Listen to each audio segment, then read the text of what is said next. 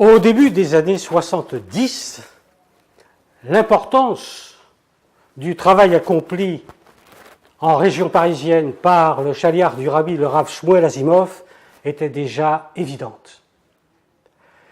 Il ou elle venait d'horizons divers. Certains avaient franchi les barricades d'un mois de mai ensoleillé, d'autres avaient évité les pièges de spiritualité de pacotille qui fleurissaient alors. Beaucoup venaient de ces milieux traditionnalistes qui peu à peu s'effritaient sous les coups de cette modernité pimpante, la société de consommation.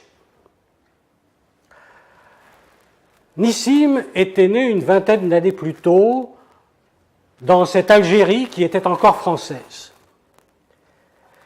Et puis, comme tant d'autres, ses parents eurent à choisir entre la valise et le cercueil.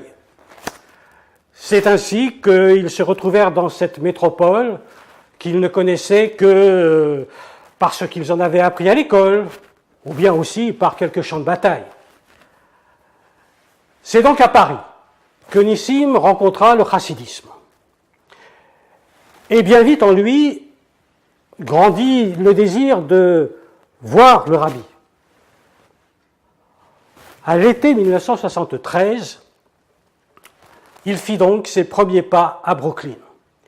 Il était venu là pour les célébrations de Chaf Av, le 20 Av, anniversaire du décès du père du Rabbi dans l'exil où l'avait confiné la barbarie soviétique. Il était prévu qu'il ait une yechidout, une entrevue particulière avec le Rabbi. Et comme il se faisait, il avait remis au secrétariat une lettre contenant toutes les demandes sur lesquelles il souhaitait avoir une réponse.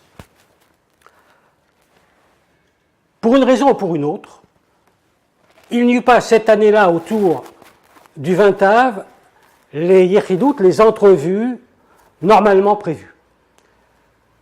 Bien que Nissim aurait dû rentrer, son travail l'attendant à Paris, il décida de rester pour les prochaines entrevues qui devaient avoir lieu une dizaine de jours plus tard, au début du mois d'Elul.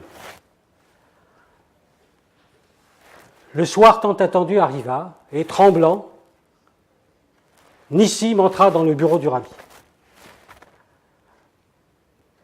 Ce qui se produisit alors est resté pour toute sa vie gravé dans sa mémoire. Il avait préparé une seconde lettre qu'il était prêt à tendre au Rabbi. Mais ce dernier, lorsqu'il vit Nissim, tendit sa main vers le flot informel de lettres qui s'étaient accumulées pendant la période sur son bureau. Et dans cette masse, sa main atteint comme si elle était un aimant attirant le métal. Une lettre parmi toutes les autres. C'était celle qu'une vingtaine de jours plus tôt, Nissim avait laissée au secrétariat.